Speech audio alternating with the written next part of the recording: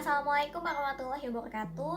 Perkenalkan, nama saya Salsabila Zahra Aulia dengan NIM 220374, Program Studi Manajemen Fakultas Ekonomi dan Bisnis. Saya dari kelas RA1.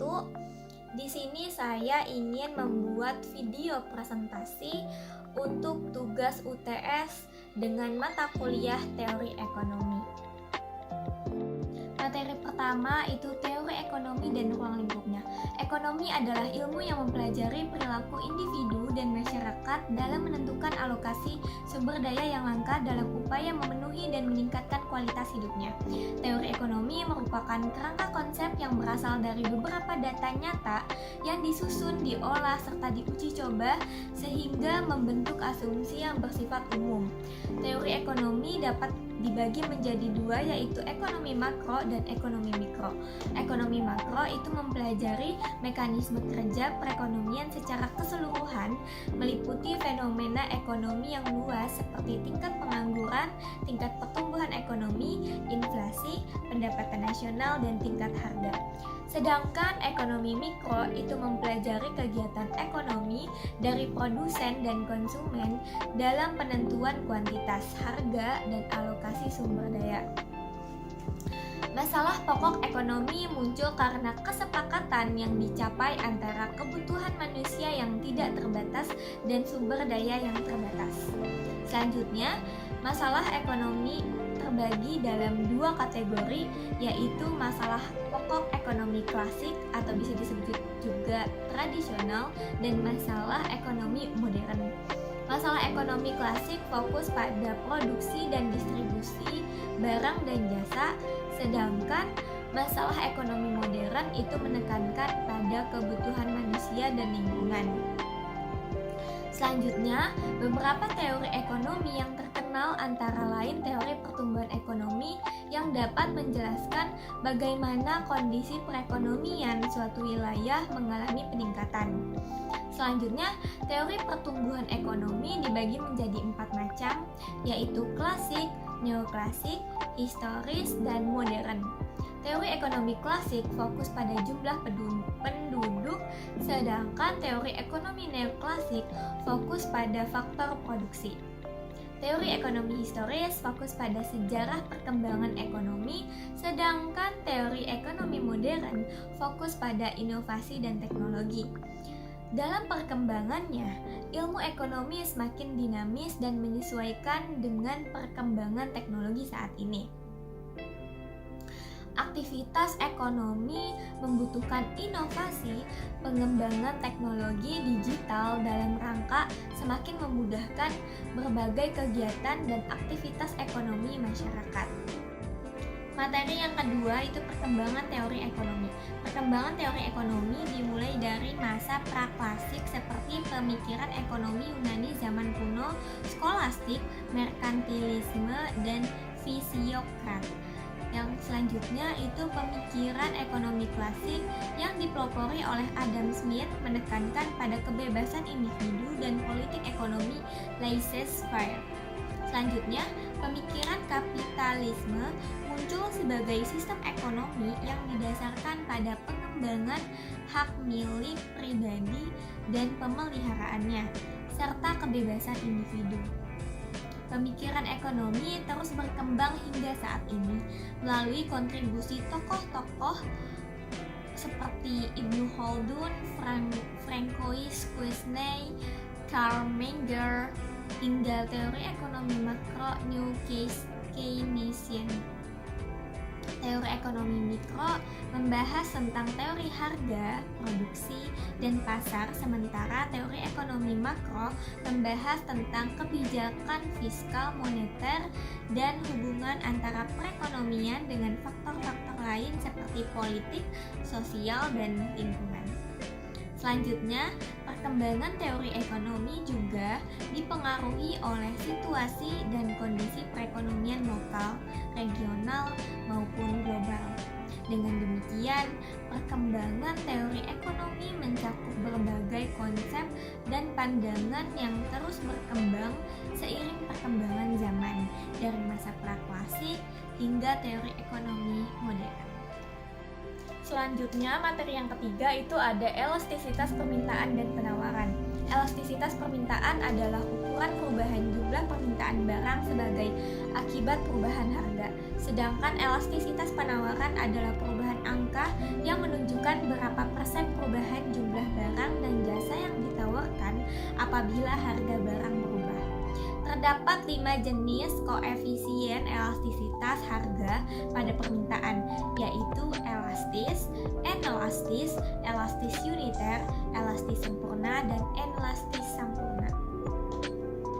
Sementara itu, terdapat 5 jenis koefisien elastisitas harga pada penawaran, yaitu elastis, inelastis, elastis uniter, elastis sempurna, dan inelastis sempurna. Selanjutnya itu ada faktor-faktor yang mempengaruhi elastisitas permintaan dan penawaran, antara lain ketersediaan barang substitusi, preferensi konsumen, pendapatan, dan ketersediaan barang atau layanan alternatif. Selanjutnya, elastisitas permintaan disebut elastis jika persentase perubahan dalam jumlah yang diminta lebih besar dari persentase perubahan harga. Sedangkan elastisitas permintaan disebut inelastis jika persentase perubahan dalam jumlah yang diminta lebih kecil dari persentase perubahan harga. Selanjutnya, elastisitas penawaran disebut elastis jika persentase perubahan dalam jumlah yang ditawarkan lebih besar dari persentase perubahan harga. Sedangkan elastisitas penawaran disebut inelastis jika persentase perubahan dalam jumlah yang ditawarkan lebih kecil dari persentase perubahan harga. Selanjutnya, elastisitas sempurna adalah harga tidak berubah, tetapi jumlah yang diminta atau ditawarkan berubah. Sedangkan inelastis sempurna adalah berapapun perubahan harga yang terjadi tidak akan berpengaruh terhadap jumlah barang dan jasa yang diminta atau ditawarkan. Materi keempat yaitu teori perilaku konsumen. Teori perilaku konsumen adalah studi tentang bagaimana konsumen mencari, memilih, membeli, menggunakan, dan menyediakan produk atau jasa untuk memenuhi kebutuhan mereka. Perilaku konsumen dipengaruhi oleh faktor-faktor seperti budaya, nilai, norma, strata sosial, kelompok referensi, keluarga, dan lingkungan. Memahami perilaku konsumen membantu perusahaan untuk memprediksi tren pasar, mengidentifikasi karakteristik dan kebutuhan konsumen, dan membuat strategi pemasaran yang sesuai. Selanjutnya, proses pengambilan keputusan konsumen melibatkan tahapan yang dilalui konsumen keputusan untuk membeli produk dengan sumber daya yang mereka punyai. Selanjutnya, analisis perilaku konsumen meliputi prinsip-prinsip dasar seperti pendapatan yang terbatas, kemampuan konsumen dalam membedakan biaya dan manfaat, dan ketersediaan barang substitusi.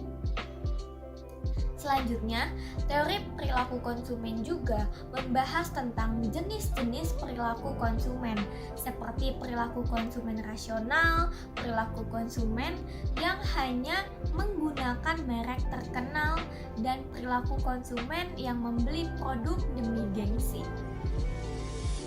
Selanjutnya, studi perilaku konsumen juga membahas tentang pengaruh iklan terhadap perilaku konsumen dan bagaimana perusahaan dapat menggunakan riset pasar untuk menentukan jenis iklan yang paling cocok untuk mempromosikan produk mereka.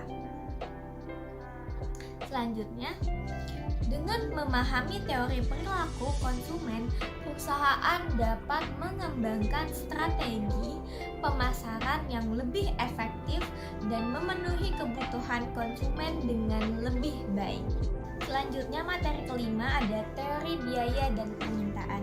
Biaya adalah jumlah uang yang dikeluarkan untuk menghasilkan atau memperoleh barang atau jasa dan dapat dibedakan menjadi beberapa jenis seperti biaya tetap dan biaya variabel. Penerimaan adalah jumlah uang yang diperoleh dari penjualan barang atau jasa dan dapat dihitung dengan rumus total penerimaan sama dengan harga dikali jumlah barang yang terjual. Laba adalah keuntungan penjualan yang besarnya merupakan selisih antara total penerimaan dan total biaya. Tujuan akhir kegiatan perusahaan adalah untuk mencapai keuntungan maksimal dan perusahaan berusaha memaksimalkan selisih antara total penerimaan dan total biaya. Selanjutnya, analisis biaya dan penerimaan mencakup prinsip-prinsip dasar seperti pendapatan yang terbatas, kemampuan konsumen dalam membedakan biaya dan manfaat, dan ketersediaan barang substitusi. Selanjutnya, terdapat 3 kemungkinan hubungan antara permintaan marginal dan biaya marginal, yaitu penerimaan marginal lebih besar dari biaya marginal, atau bisa disebut juga itu untuk meningkatkan produksi. Penerimaan marginal sama dengan biaya marginal, atau bisa disebut juga tingkat produksi optimal, dan penerimaan marginal lebih kecil dari biaya marginal, atau disebut juga untuk mengurangi produksi. Selanjutnya, memahami teori biaya dan penerimaan penting bagi perusahaan dalam menentukan strategi produksi dan penetapan harga. Dengan memahami teori biaya dan penerimaan, perusahaan dapat mengoptimalkan keuntungan dan memaksimalkan kinerja usaha mereka. Selanjutnya, materi yang keenam itu teori produksi dan kegiatan perusahaan. Teori produksi dan kegiatan perusahaan merupakan teori ekonomi yang menjelaskan cara perusahaan menggunakan faktor-faktor produksi untuk menghasilkan produk atau jasa dengan meminimalkan biaya dan mencapai tujuan keuntungan. Berikut adalah beberapa poin penting dalam teori produksi dan kegiatan perusahaan. Yang pertama itu ada bentuk organisasi perusahaan. Perusahaan dapat memiliki berbagai bentuk organisasi seperti perusahaan perseorangan, firma kongsi, perseroan terbatas, terus perusahaan negara, dan koperasi. Setiap bentuk organisasi memiliki karakteristik dan struktur yang berbeda-beda. Terus selanjutnya itu ada tujuan perusahaan. Tujuan utama perusahaan adalah memaksimalkan keuntungan. Selain itu, perusahaan juga memiliki tujuan lain seperti memenuhi kebutuhan masyarakat umum, meningkatkan volume penjualan, dan menjaga stabilitas politik. Selanjutnya, itu ada fungsi produksi. Fungsi produksi menunjukkan hubungan antara faktor produksi input dan tingkat produksi yang diciptakan output. Faktor produksi meliputi modal, tenaga kerja, kekayaan alam atau bahan baku, dan teknologi. Selanjutnya, ada jangka waktu analisis. Analisis produksi dapat dilakukan dalam jangka pendek dan jangka panjang. Pada jangka pendek, sebagian faktor produksi dianggap tetap, sementara jangka panjang, semua faktor produksi dianggap variabel. Selanjutnya, biaya produksi minimum. Produsen mempertimbangkan besarnya biaya untuk faktor produksi tambahan atau biaya marginal dan tambahan hasil penjualan yang disebabkan oleh tambahan faktor produksi untuk meminimalkan biaya produksi dalam mencapai tingkat produksi tertentu. Selanjutnya, dengan memahami teori produksi dan kegiatan perusahaan, produsen dapat mengoptimalkan proses produksi, meminimalkan biaya, dan mencapai tujuan keuntungan secara maksimal. Kesimpulannya, teori ekonomi mencakup studi tentang bagaimana masyarakat mengalokasikan sumber daya terbatas untuk memenuhi kebutuhan tak terbatas. Dua pendekatan utama dalam teori ekonomi adalah mikroekonomi yang fokus pada perilaku individu dan perusahaan, serta makroekonomi yang memeriksa ekonomi secara keseluruhan. Ruang lingkup teori ekonomi mencakup analisis produksi, distribusi, dan konsumsi barang dan jasa serta faktor-faktor yang mempengaruhi pertumbuhan ekonomi, inflasi, dan pengangguran.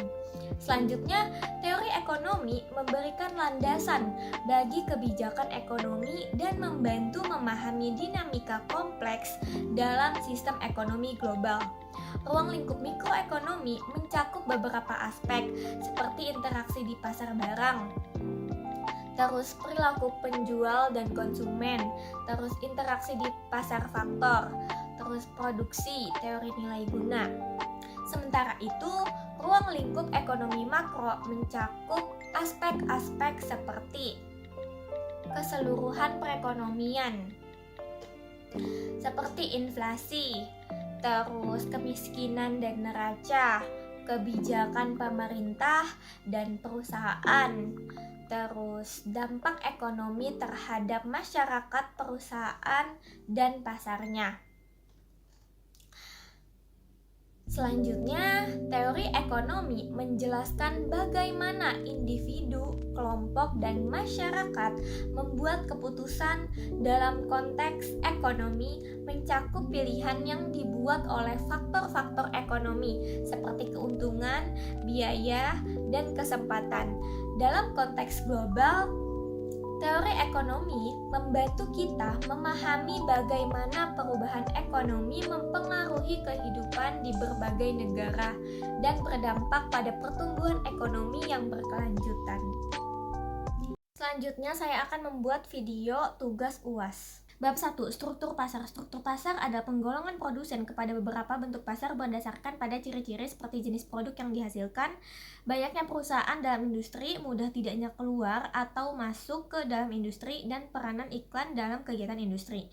Jenis-jenis struktur pasar pada analisa ekonomi. Struktur pasar dibedakan menjadi pasar persaingan sempurna dan pasar persaingan tidak sempurna, yang meliputi monopoli, oligopoli, monopolistik, monopsoni, dan oligopsoni. Yang pertama, pasar persaingan sempurna. Pasar persaingan sempurna adalah pasar yang di dalamnya terdapat banyak penjual dan pembeli. Namun demikian, kedua pihak tidak dapat mempengaruhi harga karena harga telah ditentukan oleh pasar itu sendiri, keseluruhan permintaan dan penawaran. Pasar persaingan sempurna dianggap sebagai struktur pasar yang paling ideal karena menjamin terwujudnya kegiatan produksi barang dan jasa secara optimal. Adapun contoh pasar persaingan sempurna adalah perusahaan beras, pasar buah dan sayur, pasar minyak wangi, dan lainnya. Sedangkan ciri-ciri pasar persaingan sempurna adalah jumlah pembeli dan penjual, banyak barang atau jasa yang diperjualbelikan, bersifat homogen, faktor produksi bebas, bergerak, adanya kebebasan untuk mengambil keputusan. Pembeli dan penjual mengetahui keadaan pasar, produsen bebas, keluar masuk pasar, harga ditentukan oleh mekanisme pasar, penawaran dan permintaan. 2. Pasar persaingan tidak sempurna adalah sebuah pasar yang mana selisih penjual dan pembelinya sangat banyak, tapi dengan barang atau produk yang sama atau serupa, harga yang ditawarkan oleh para penjual. Pasar persaingan tidak sempurna akan berpengaruh terhadap keseimbangan pasar itu sendiri. Ciri-ciri pasar persaingan tidak sempurna adalah sebagai berikut. Jumlah penjual sedikit tapi banyak pembeli. Penjual berhak menentukan harga produknya sendiri. Penjual baru akan susah untuk bersaing, tidak ada produk pengganti, barang yang dijual sama jika dilihat dari aspek pembeli. Pasar persaingan tidak sempurna dikelompokkan menjadi 5, yaitu A. Pasar monopoli. Pasar monopoli adalah sebuah pasar di mana hanya ada satu produsen atau penjual yang dapat menguasai pasar dan melayani semua konsumen yang datang. Contoh perusahaan yang tergolong ke dalam jenis pasar monopoli adalah perusahaan BUMN, PLN, Telkom Indonesia, dan perusahaan minyak bumi dan juga gas alam lain. Yang B. Oligopoli. Pasar oligopoli adalah pasar yang hanya terdiri dari beberapa penjual. Produk yang dihasilkan atau ditawarkan pun sama atau tidak berbeda jauh dengan produk penjual lainnya yang ada di dalam pasar oligopoli. Contoh dari pasar oligopoli adalah industri sabun, industri baja, industri rokok, industri pasta gigi, dan lainnya. Yang C. Pasar monopolistik. Pasar monopolistik adalah salah satu jenis pasar yang memiliki jumlah produsen dan produksi barang yang sama. Akan tetapi setiap barang yang dimiliki mempunyai perbedaan dan memiliki ciri khasnya tersendiri. Adapun contoh dari pasar monopolistik adalah industri makanan, kemasan, perabotan rumah tangga, minuman dengan aneka rasa, baju atau pakaian, dan yang lainnya. Yang D, pasar monopsoni. Pasar monopsoni adalah sebuah pasar di mana ada banyak penjual akan tetapi jumlah pembelinya hanya satu saja. Dalam pasar ini pembeli memiliki peran sebagai pemegang kekuasaan tertinggi. Yang E, pasar oligopsoni. Pasar oligopsoni adalah suatu jenis pasar yang memiliki banyak penjual dan beberapa pembeli saja. Harga produk ataupun jasa yang ditawarkan di pasar tersebut cenderung lebih stabil. Untuk harga produknya sendiri biasanya ditentukan oleh pembeli atau konsumen. Materi kedua, pendapatan nasional mengacu pada total pendapatan yang diperoleh oleh semua faktor produksi dalam suatu negara. Selama periode waktu tertentu, pendapatan nasional dapat diukur dengan beberapa pendekatan, termasuk pendapatan dari sektor rumah tangga, pendapatan dari sektor bisnis, dan pendapatan dari sektor pemerintah. Berikut adalah rangkuman tentang pendapatan nasional secara detail beserta contohnya. Yang pertama, pendapatan nasional. Pendapatan nasional bruto atau gross national income atau GNI, total pendapatan yang diperoleh oleh warga negara suatu negara baik yang diperoleh di dalam negeri maupun di luar negeri. Terus selanjutnya pendapatan nasional neto, net national income (NNI). Pendapatan nasional bruto dikurangi dengan penyusutan modal. Yang kedua, komponen pendapatan nasional, upah dan gaji, yaitu pendapatan yang diterima oleh pekerja sebagai imbalan atas jasa yang diberikan. Laba, pendapatan yang diperoleh oleh pemilik modal usaha. Bunga, pendapatan yang diperoleh dari investasi dalam bentuk bunga. Sewa, pendapatan yang diperoleh dari penyewaan aset seperti tanah atau properti. Yang ketiga, contoh pendapatan nasional. Seorang karyawan yang menerima gaji bulanan dari perusahaan tempatnya bekerja. Selanjutnya, seorang pengusaha yang memperoleh laba dari usaha dagang atau industri yang dimilikinya. Selanjutnya, seseorang yang menerima bunga dari investasi di obligasi atau deposito. Selanjutnya, pemilik properti yang memperoleh pendapatan dari penyewaan rumah atau tanah. Selanjutnya, pendapatan nasional merupakan indikator penting dalam mengukur kesejahteraan suatu negara dan digunakan untuk menganalisis pertumbuhan ekonomi, distribusi pendapatan, serta kebijakan fiskal dan moneter. Bab 3. Persaingan monopolistik. Monopolistic competition atau pasar persaingan monopolistik adalah sebuah bentuk pasar di mana produsen saling berkompetisi dengan produsen lain yang memiliki produk hampir serupa. Namun terdapat perbedaan di antara masing-masing mereka. Perbedaan ini yang menjadi ciri khas dari produk yang dijual oleh masing-masing produsen. Ciri-ciri pasar persaingan monopolistik adalah yang pertama, memiliki jumlah produsen yang sangat banyak seperti pada pasar persaingan sempurna. Pasar monopolistik memiliki jumlah produsen yang sangat banyak karena banyaknya produsen, maka tiap-tiap produsen memiliki bangsa pasar, market share, yang cenderung kecil. Yang kedua, adanya diferensiasi produk. Diferensiasi produk adalah ketika produsen menghasilkan produk yang sedikit berbeda, namun serupa dengan produk pesaingnya. Sebagai contoh, Adidas, Nike, Skechers, Fila, dan Puma sama-sama memproduksi sepatu olahraga, namun tiap produk memiliki ciri khas tersendiri. Yang ketiga, masing-masing produsen bersaing dari segi kualitas, harga, serta cara pemasaran produk mereka. Karena produk yang ada pada pasar monopolistik cenderung serupa, maka produsen akan bersaing dari segi kualitas, harga, serta cara pemasaran produk mereka masing-masing. Untuk meyakinkan konsumen, produsen harus melakukan trik pemasaran yang tepat seperti membuat kemasan yang lebih mewah, contohnya dengan memberikan insentif seperti produk lain gitu, bonus-bonusnya gitu, ataupun melalui iklan-iklan yang menyatakan bahwa produk mereka lebih baik dibandingkan produk lain yang serupa. Contoh pasar persaingan monopolistik. Monopolistic competition banyak kita temui pada kehidupan sehari-hari, seperti sampo, sabun, televisi, sepatu, air mineral, dan lain-lain.